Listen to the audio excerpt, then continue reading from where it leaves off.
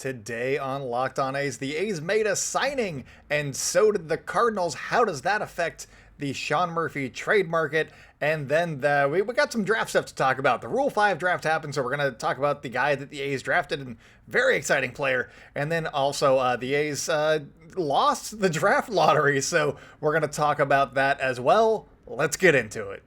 How's it going, A's fans, and welcome to episode 502 of the Locked On A's podcast, part of the Locked On Podcast Network, your team every day. I am your host, noted baseball fan Jason Burke, and on today's show, we're talking about the A's signing Aledmys Díaz, because that's another guy that the A's needed. The A's are stocking up on utility players, and at some point, I'm going to have to go over this roster and be like, holy crap, everybody plays 4 or 5 positions.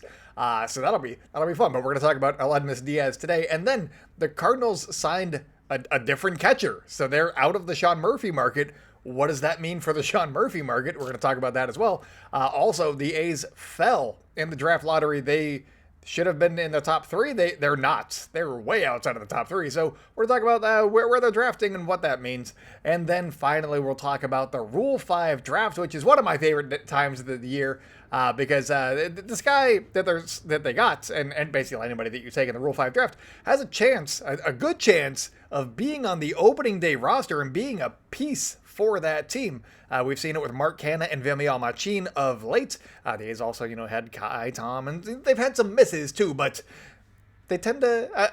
I feel like they do well. So we're going to talk about the guy that they added from the Los Angeles Dodgers, and it's somebody that the A's have reportedly been after in previous trades from the Dodgers. So now they have him, and all they got to do is keep him. That's all they got to do. But before we get into anything, thank you so much for making Locked On A's your first listen of the day. We're free and available on all platforms, including on YouTube, where you can go see all of this energy and excitement and just insanity on YouTube with eyes. So go do that and subscribe to the channel over there. Make sure to give us a like and comment below, because it helps the algorithm. It helps grow the show, and that is what we are trying to do here at Locked On A's, because I like providing A's coverage to you guys, and A's fans deserve it. So help me help A's fans by just giving us a like and a comment. That's all. And a subscribe. Just those things. Those 3 things. And then more A's coverage for everybody. Also, make sure to follow us on social media at Locked On A's on Twitter and Instagram. I'm at ByJasonB on Twitter. And if you want more A's coverage, there's another place you can go, and that is Inside the A's. It is a site where I cover things very quickly over there. There's Rule 5 articles up there. There's the Aledmys Díaz signing. There's the Jace Peterson signing. There's all the stuff that you need that the A's have been doing this week. It's all up there, and it's analyzed already. So go to Inside the A's and go check out some A's news and analysis. Follow Inside the A's on Twitter and on Facebook so you never miss an article. But let's talk about what the A's have done so far today. It's been interesting. The A's have been doing things, which is odd, because usually they wait until like February, like roughly right before pitchers and catchers report. That is when they like to strike. But no, not this year. They have spent a few $1 million. We don't know the Jace Peterson contract yet, so they've spent some amount of money on free agents at the winter meetings. And somebody was like, hey, wasn't that a lot of money for Aledmys Díaz? It's 2 years and $14.5 million total, not per year. And I was like, well, generally, I would say that maybe he would get like 2 and 10 in a normal, like a last offseason.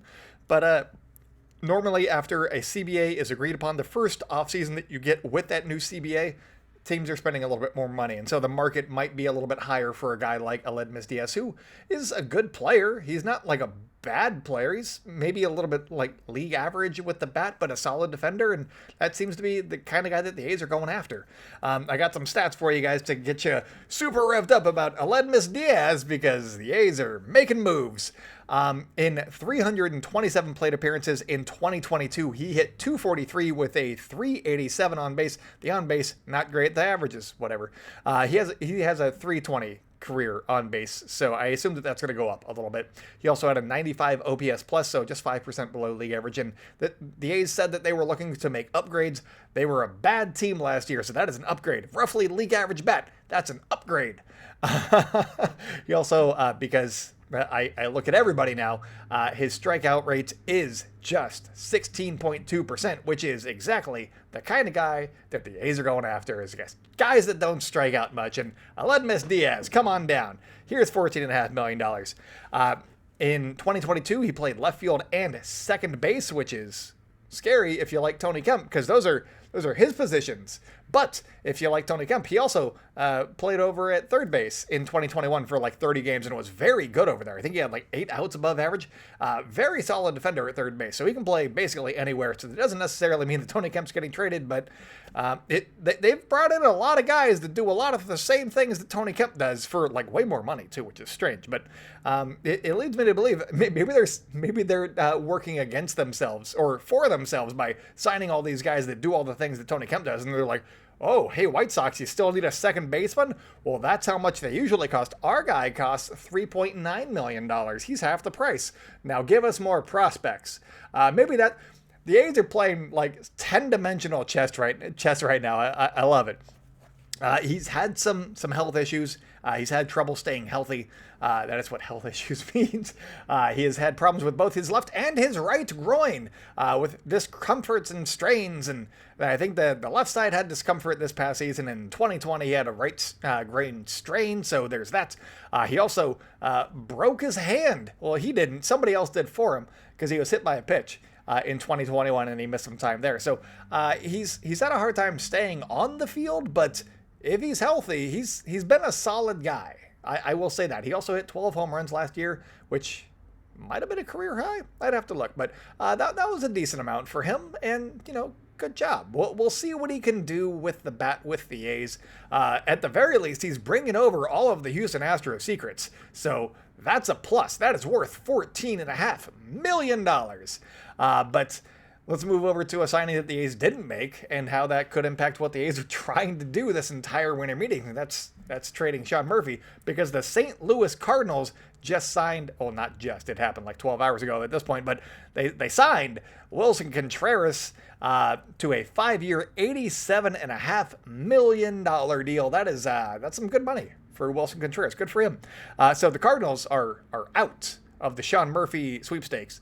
And you got to believe that one of two things is now the case. One, other teams don't have their backup plan in Willson Contreras anymore. I mean, they could go with like Christian Vasquez, but that's like the only other guy, or Toronto backstops. But the backup plans are dwindling, and so that could mean that other teams are going to be coming to the table and meeting the A's asking price. So that's option number one. This is actually good for the A's, even though the Cardinals were the team that I said that he would probably land with, just because he seemed like the nice replacement for Yadier Molina. But taking the Cubs backstop, that's going to be nice for Cardinals fans. So good on them, I guess. The other thing that could be at play here is that the A's are just asking for too dang much. And maybe they're expecting to. I mean, as an A's fan, I'm fine with that. Go get that bounty. But maybe they're asking for too much and they're not being flexible enough. We have seen, on yesterday's show, I said that they're using the media more than I think that I've seen them do in many of their previous seasons. And maybe it's working against them. Maybe they're playing too hard. Maybe cool off on that one a little bit. It feels like Sean Murphy doesn't have to go, but he kind of has to go for everything to work out. So yeah, I guess we'll see on that. So with the Aledmys Díaz signing and everybody, I mean, he's not officially signed yet. It's still pending a physical, and his groin, they got to check that groin. And Jace Peterson is also his signing is also pending a physical. So the A's 40-man roster is currently at 39 after their Rule 5 draftee was added to the 40-man roster. So with those two signings, they'll be at 41. That means somebody has to go. Either the A's are going to be making a trade, and I don't think that it would be a Sean Murphy trade, because you would hope to get somebody that's 40-man roster worthy in that trade. So I don't think that it's that. So either somebody's getting traded, or you're going to DFA somebody and just remove them from the roster. And I don't know who that's going to be necessarily. It might depend on where the A's are feeling that they're looking okay, but. They got some guys with options. They got some guys that could theoretically make it through waivers and they'd be okay. But there's going to be another move coming. That's all that I know. And that it stinks because I like these guys. I like the group of guys that the A's have, even though the A's lost 102 games this year. I like them. But coming up on the show, we're going to talk about some other guys that we're going to like pretty soon, hopefully. First up, we're going to talk about the draft, the big draft, the not the Rule 5, no, the Rule 4 draft, the one that you're familiar with, the June draft. We're going to talk about that and how the A's fell from grace and how it was very expected. So stay locked in, you guys. At Locked On A's, we believe that home should be where you and your family feel safest, especially over the holidays. This season, give yourself and your family the gift of peace and protection with the #1 rated home security system, Simply Safe. And right now, Simply Safe is offering Locked On A's listeners 40% off a new security system, but don't put this off. Simply Safe was named the best home security system of 2022 by U.S. News and World Report, a third year in a row.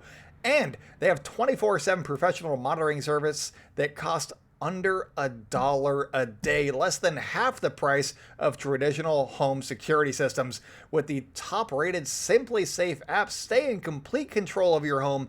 Arm or disarm, unlock for a guest, access your cameras, or adjust system settings anytime, anywhere.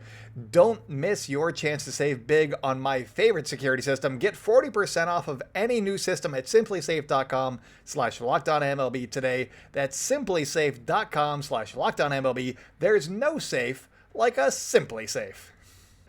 Welcome back to the Locked On A's podcast. If you guys are enjoying the show, make sure to subscribe on YouTube specifically, but also anywhere you like podcasts. But go to YouTube, subscribe over there. It helps. Trust me, it helps grow a lot faster than just subscribing on Apple, because Apple is not going to move me to the top of the charts, but YouTube will. So go to YouTube, please. Also, make sure to follow us on social media at Locked On A's on Twitter and Instagram. I'm by Jason B on Twitter. Make sure to follow Inside the A's both on Twitter and on Facebook for more A's insight and analysis coming from this guy.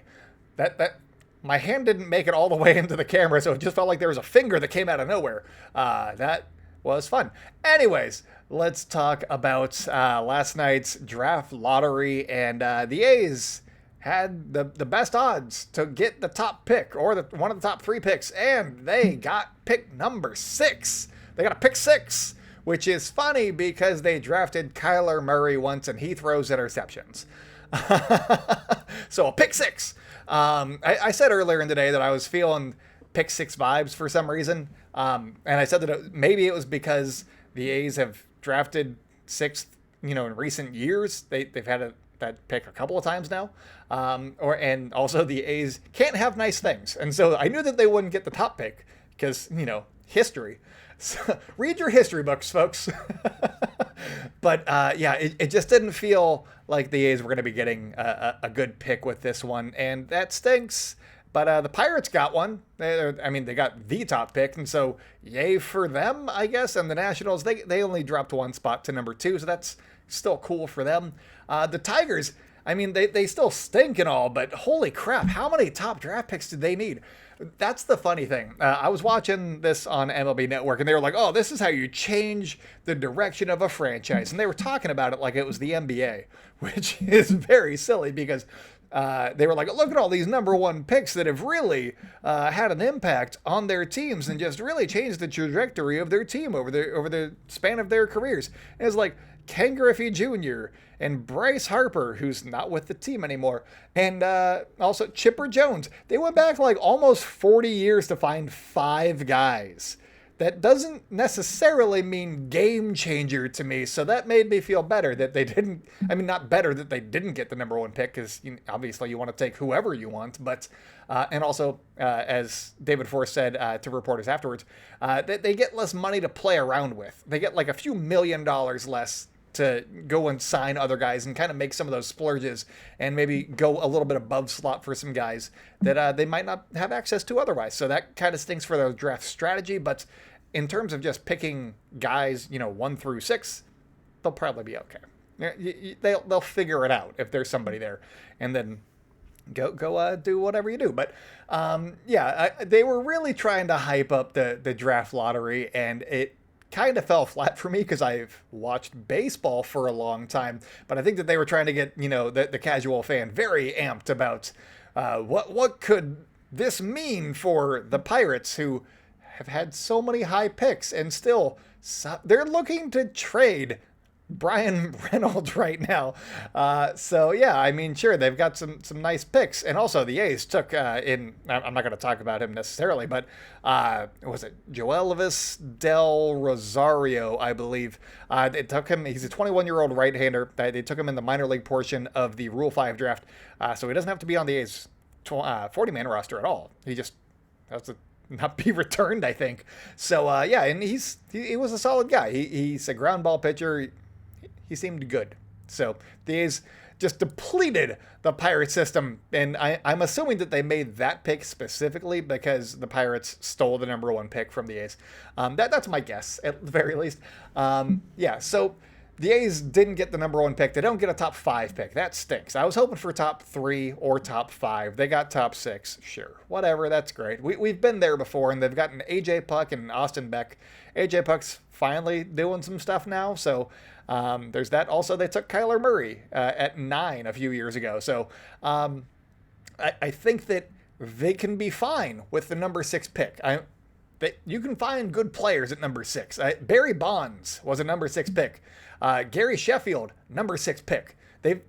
Granted, we're going back another 40 years again, and there was lots of Hall of Famers in those classes, but you can find talent at 6 in the right draft, and this seems like a talented draft.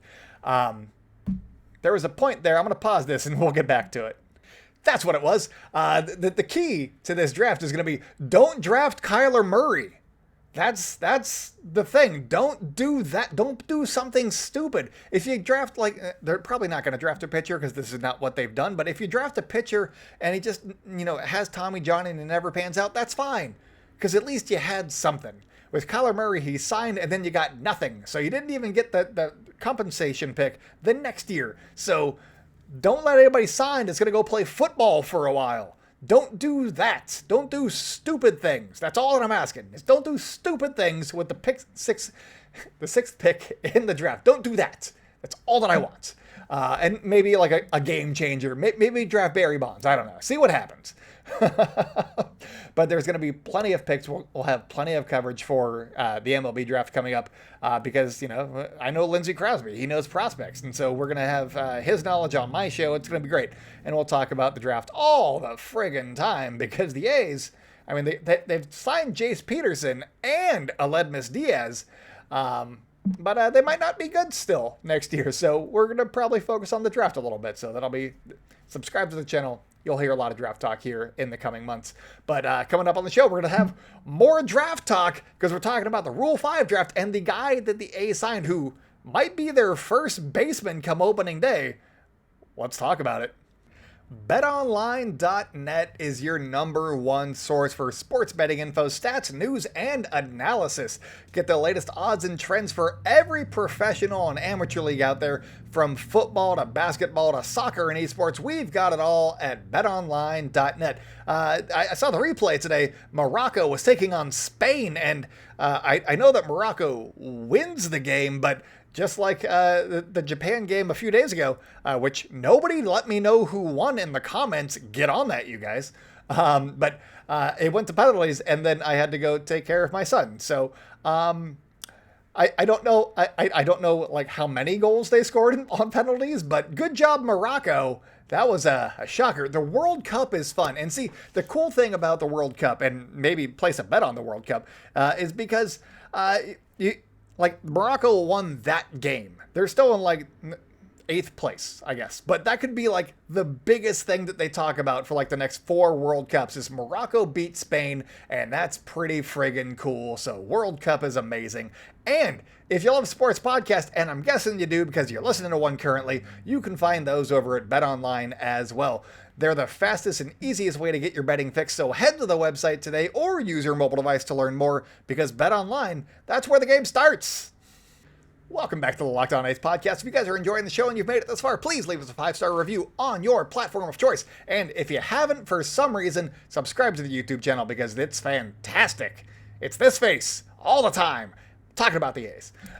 Also, make sure to follow us on social media at Locked On A's on Twitter and Instagram. I'm at ByJasonB on Twitter. If you have any questions for us, hit me up on either ByJasonB or Locked On A's. I'll talk about it on the show. Why not? Because the winter meetings are almost over, and we're going to have lots of just random things to talk about. So send me your questions. I'm all ears. Also, make sure to check out Inside the A's. Maybe I'll open up the mailbag over at Inside the A's and just write about some of your questions as well. So follow Inside the A's on Twitter and on Facebook so you never miss an article over there. More insight and analysis. You gotta love it. A stuff all the time. This guy. But let's talk about the Rule 5 draft where the A's selected second overall. They got to keep the second pick in this draft because they stunk. They selected Ryan Noda. Great name. I love it. I don't know what number he wears, but Noda sounds like a good time.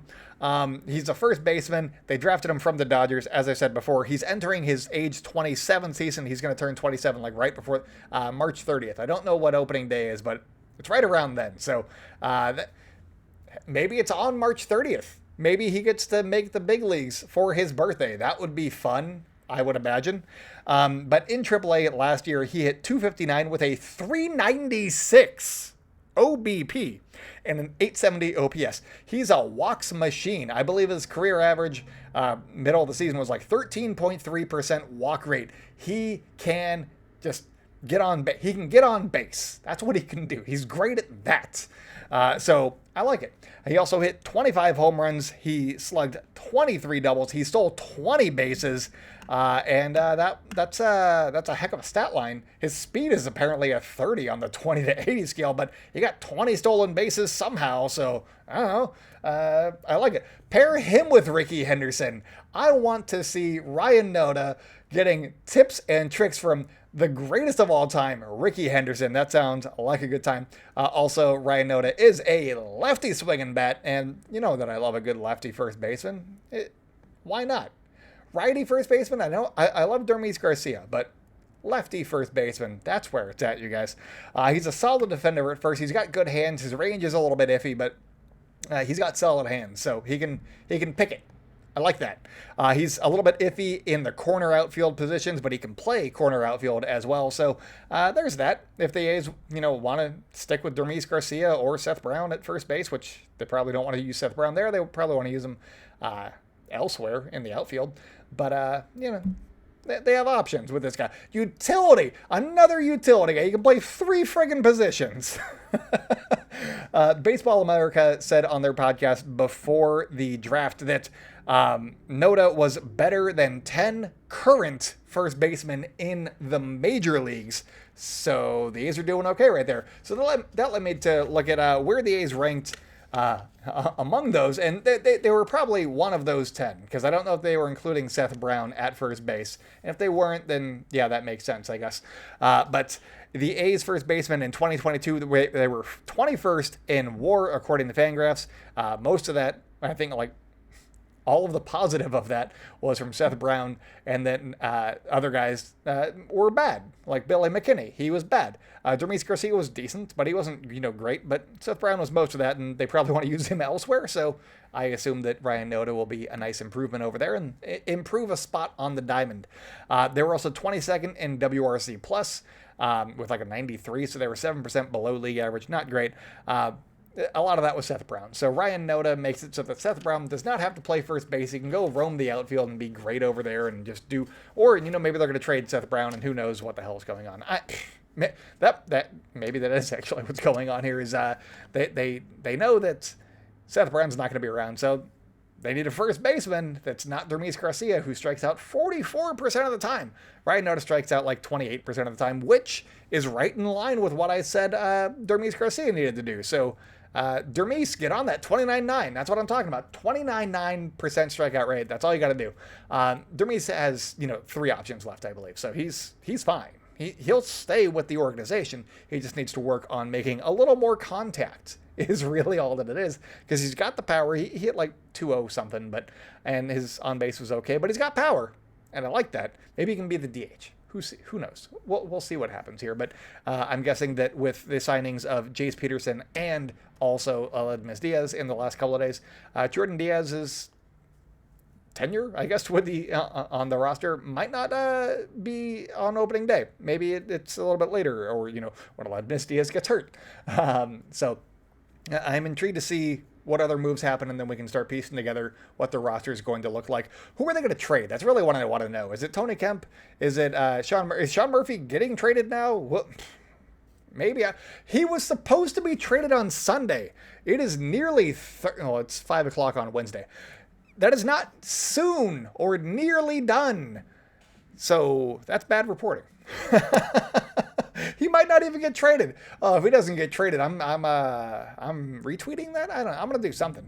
Anyways, that's all that I got for you guys today. Thank you again so much for making Locked On A's your first listen of the day. We are free and available on all platforms. For your second listen today, go check out the Locked On Sports Today podcast. From the games that matter the most to the biggest stories in sports, go beyond the scoreboard and behind the scenes with the local experts and insights and analysis that only Locked On can provide. Locked On Sports Today is available on this app, YouTube, and wherever you get podcasts. So wherever you're listening to this, go find Locked On Sports Today, because Peter Bukowski, very handsome man, knows his stuff. Go listen to him as well. But that's it for me today, you guys. So until next time, go out and celebrate good times, A's fans, and I'll talk at you tomorrow.